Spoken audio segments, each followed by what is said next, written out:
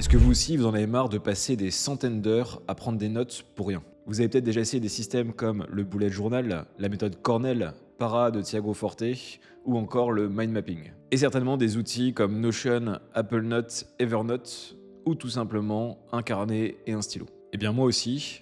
Le souci par contre, c'est qu'on finit toujours frustré après quelques mois, peu importe l'outil ou la méthode. On finit par se perdre dans nos notes, on ne les retrouve jamais au moment souhaité, on se retrouve avec de gros blocs de texte non exploitables et une énorme surcharge d'informations. Et surtout, on ne produit rien d'intéressant ou de productif, alors qu'on a passé des centaines d'heures littéralement parfois à collecter ces notes. C'est le problème que je rencontrais aussi, jusqu'à découvrir en 2021 une méthode de prise de notes qui a complètement changé ma vie intellectuelle. Je parle de la méthode Zettelkasten. Si vous êtes à la recherche d'un système pour enfin bien gérer vos connaissances et en tirer le meilleur pour vos projets intellectuels et créatifs, écoutez attentivement cette vidéo. Que vous soyez étudiant, chercheur, créateur, philosophe ou encore tout simplement travailleur de la connaissance, comme n'importe qui quasiment dans la société, vous avez intérêt à comprendre et peut-être utiliser une méthode comme Zettelkasten. Je vais vous expliquer ce que cette méthode vous permet de faire en comparaison aux autres, les 4 types de notes que vous allez prendre avec ce système, et enfin, évidemment, comment le mettre en place concrètement dès la fin de cette vidéo. Alors Zettelkasten, ça peut sembler être un truc de geek du 21e siècle sur son ordinateur qui joue avec des outils complexes, mais alors pas du tout. Et je vais vous poser une question, est-ce que vous connaissez Niklas Luhmann? C'est tout simplement l'inventeur de la méthode Zettelkasten, et c'était un sociologue donc, qui est né en 1927 et décédé en 1998, et qui est donc l'inventeur de cette méthode dont on va parler dans la vidéo. En très bref sur son parcours, donc c'est quelqu'un qui n'est pas du milieu académique à la base, qui avait une carrière dans l'administration publique, et qui a commencé petit à petit à s'intéresser à des travaux notamment sur tout ce qui est théorie des systèmes sociaux.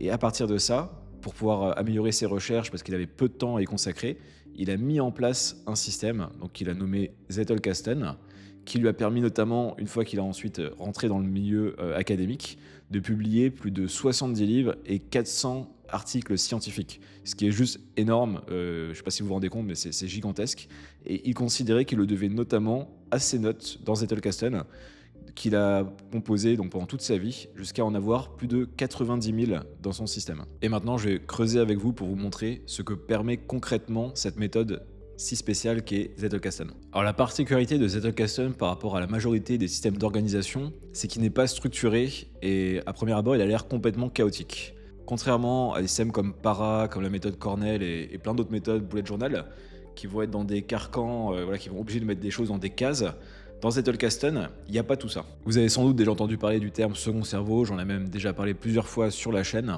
Et bien justement, ce qui est intéressant avec Zettelkasten, c'est que c'est un fonctionnement de second cerveau qui reproduit le premier cerveau. Tout simplement parce qu'il va connecter des idées et créer une espèce de toile d'araignée énorme dans votre système pour pouvoir tout simplement connecter de point à point des idées et des concepts. Contrairement aux outils comme Notion ou comme Apple Notes, Evernote, peu importe l'outil en réalité, et même toutes les méthodes de prise de notes que j'ai citées en introduction, qui elles vont plutôt mettre la pensée dans des dossiers en stylo et va essayer de structurer, architecturer les idées, alors que Zettelkasten va permettre d'aller de point en point de manière très horizontale et de manière très bottom-up. Donc les idées vont partir du bas et remonter vers le haut pour émerger des clusters intéressants pour que vous puissiez potentiellement avoir des idées originales et écrire des textes justement eux aussi originaux. Et comme je disais, donc c'est relativement chaotique et c'est un peu perturbant la première fois parce qu'il n'y a qu'un seul dossier principal dans le méthode Zettelkasten, quand on l'utilise notamment sur les outils digitaux.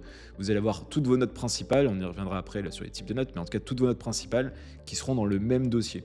Donc vous n'aurez pas du tout d'architecture avec dossier sous dossier à la Google Drive ou à la Notion, et c'est quelque chose qui va, on va le voir après, permettre justement de connecter les idées entre elles. Forcément, quand vous faites ça, ce qui est cool aussi, c'est que vous centralisez toute la connaissance au même endroit. Vous n'avez plus à chercher dans plein d'outils ou dans plein de dossiers, voilà, tout est au même endroit dans le même dossier. Et donc vous retrouvez très facilement vos notes, vous n'avez plus besoin de, pendant des heures et des heures, vous dire ok, où est-ce que j'ai mis telle note, dans quel dossier. Si vous avez un bon système de recherche dans l'outil que vous utilisez, ce qui est le cas maintenant de la majorité de ces outils, vous verrez que vous retrouverez très facilement vos notes sans avoir besoin de bien les restructurer dans des dossiers. Et la puissance du coup de Zettelkasten, tout ce que j'ai expliqué avant, tout ce système de ce second cerveau de connexion, en fait, il est dû à la manière dont on pense les notes, et notamment nos notes de lecture. Parce que contrairement à la majorité du temps, on va lire un livre par exemple, et puis on va faire toute une note de lecture avec toutes les idées qu'on a sur le livre. Et bien là, il y a quelque chose qu'on va rajouter et qui fait toute la puissance du système, et on va pouvoir les rendre autonomes, indépendantes les unes des autres, en déconstruisant nos lectures pour recréer des notes qui se suffisent à elles-mêmes.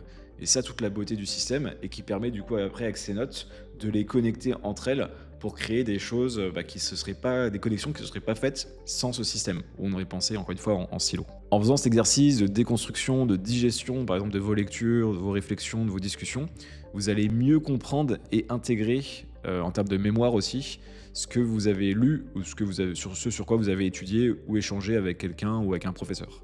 Donc c'est une autre caractéristique et bénéfice de la méthode Zettelkasten qui est fondamentale à mon sens. Et enfin, 2 derniers éléments que permet Zettelkasten, c'est que vous allez pouvoir penser et construire par-dessus les notes et les sources, les références que vous avez intégrées dans votre système.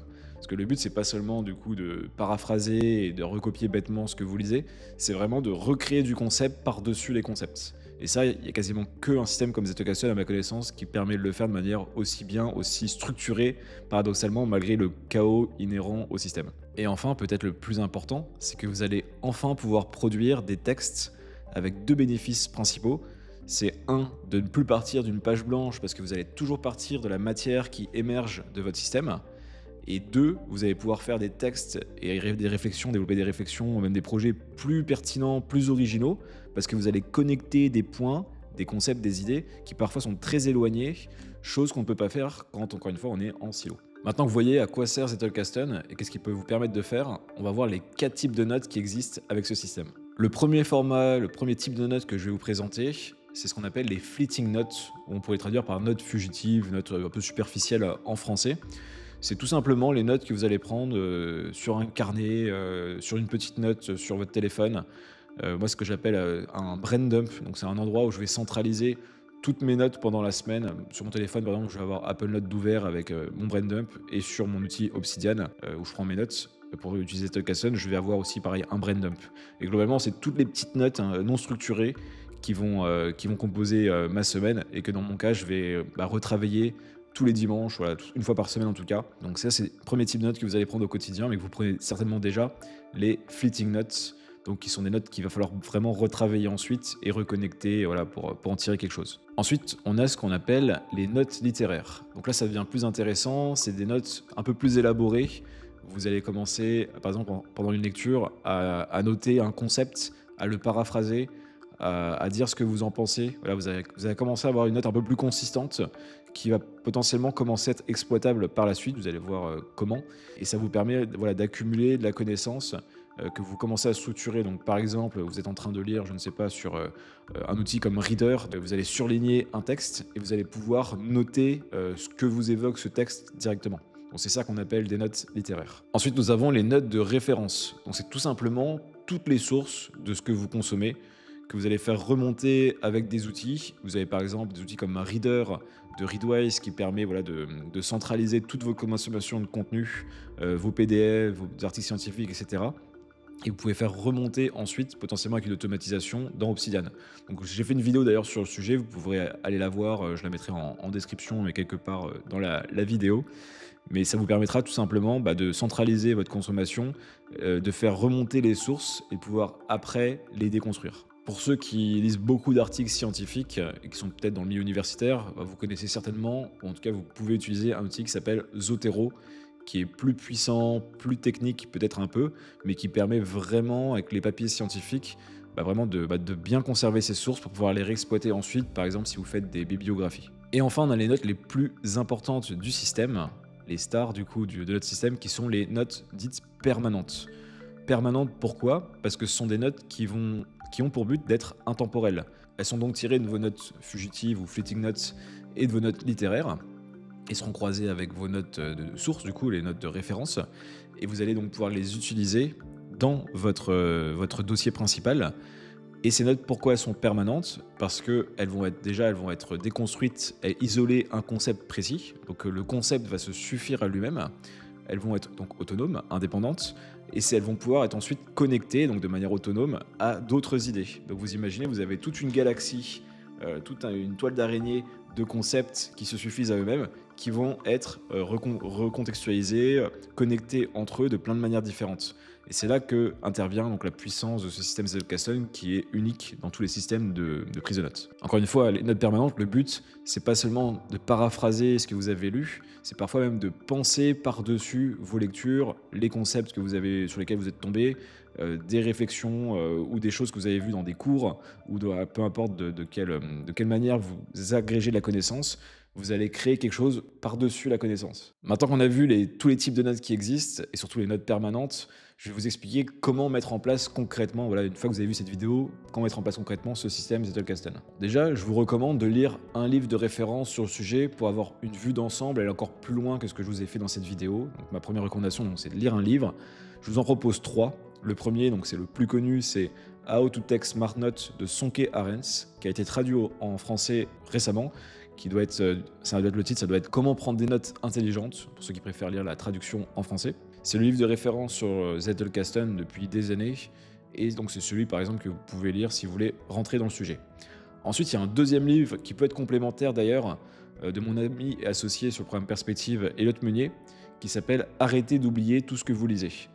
C'est là où il va justement reprendre cette idée de la méthode Zettelkasten et la croiser notamment avec l'outil phare que lui utilise et moi également, qui s'appelle Obsidian. Et enfin, un troisième livre que je trouve excellent sur le sujet qui s'appelle A System for Writing. Celui-ci n'existe qu'en anglais, de l'auteur Bob Dotto, qui est un grand spécialiste aussi de Zettelkasten et qui a une vision parfois complémentaire et un peu différente de celle de Sonke Arens, que je trouve moi-même peut-être personnellement qui est plus accessible. Donc voilà, c'est les 3 livres en tout cas, vous pouvez piocher et vous faire votre propre avis. Un des 3 livres là pour sûr, essayez d'en lire un des 3 et potentiellement 2 si vous voulez compléter vos connaissances pour bien s'approprier le système. Ensuite, vous allez avoir besoin d'un outil pour pouvoir mettre en œuvre Zettelkasten. Donc on va voir, soit vous pouvez le faire de manière digitale, soit de manière analogique. Moi je vous recommande quand même de manière digitale, en tout cas moi je suis plus à l'aise de cette manière. Et donc l'outil phare c'est Obsidian, clairement actuellement, qui est l'outil le plus résilient. J'en ai fait une vidéo, même plusieurs vidéos dédiées sur le sujet, je vous en mettrai plusieurs en description. Et donc sur Obsidian vous allez pouvoir très facilement mettre en place ce système Zettelkasten parce que l'outil est pensé pour pouvoir naviguer de note en note et d'avoir ce système bottom-up du coup d'émergence d'idées. Donc ça c'est la recommandation pour le côté digital.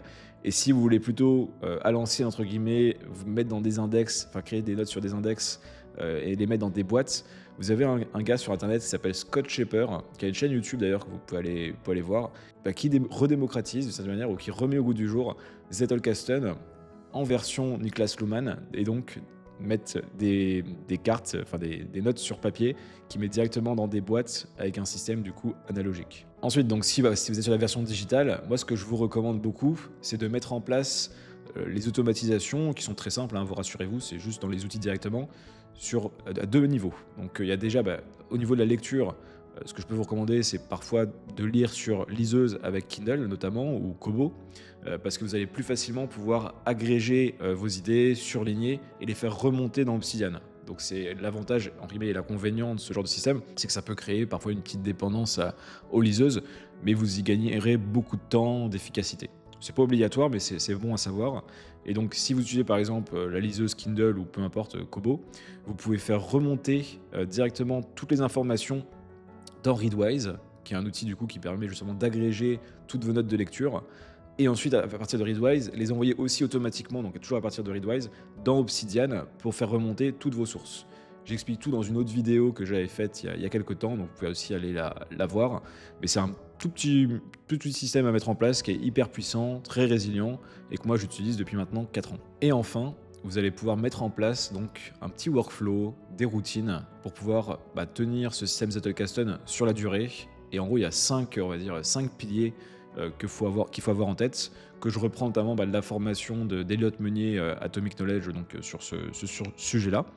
Le premier pilier, c'est donc la sélection des informations. Donc il va falloir vous dire quels sont les contenus et les livres que je consomme, où est-ce que je les consomme, et c'est pour ça que je vous recommande Reader de Readwise, parce qu'il permet vraiment de centraliser un maximum de types de contenus, soit des vidéos, des PDF, des articles, des newsletters, etc. Moi, c'est ce que je fais personnellement.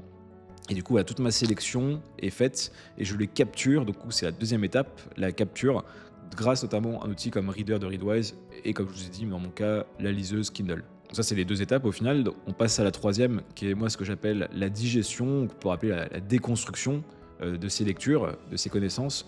Donc c'est l'idée de passer de notes en gros blocs, comme vous avez donc historiquement dans les autres méthodes de prise de notes et les autres outils, à quelque chose où vous allez atomiser les notes, les rendre autonomes, indépendantes, pour ensuite passer à la quatrième étape et pouvoir les connecter entre elles.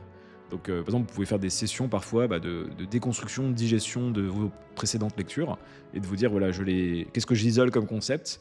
Et pour chaque concept, on passe à l'étape 4, comment je le connecte à une autre note, à une autre idée, à un autre concept déjà existant dans ma base de notes.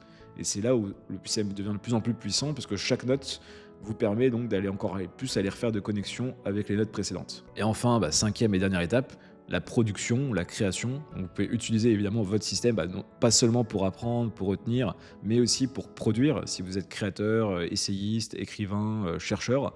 Et là, le système est hyper puissant, encore une fois, parce que vous allez faire émerger des idées, vous allez faire émerger des clusters, et vous allez donc partir d'une base assez riche de connaissances, plutôt que de toujours faire des recherches à chaque fois que vous voulez commencer un article, par exemple. Vous avez maintenant tout ce qu'il faut pour bien appréhender cette méthode Zettelkasten. Donc allez suivre tout simplement la petite roadmap que je vous ai donnée pour bien l'implémenter. Peut-être que la méthode peut paraître à certains un peu complexe au premier abord, mais je vous garantis que si vous prenez bien juste en compte les premiers principes de la méthode, comment connecter les idées, et vous n'allez pas chercher à complexifier le système, c'est très simple, c'est très résilient. Moi, j'utilise depuis plus de 4 ans au moment où je tourne cette vidéo. Et ce qui est génial, c'est que vous allez enfin avoir un système sur lequel vous avez l'impression de capitaliser, donc de développer un capital intellectuel sur les années qui génère des effets composés, on pourrait dire des effets cumulés, puisqu'en fait, chaque note, encore une fois, se base sur tous les autres précédentes notes.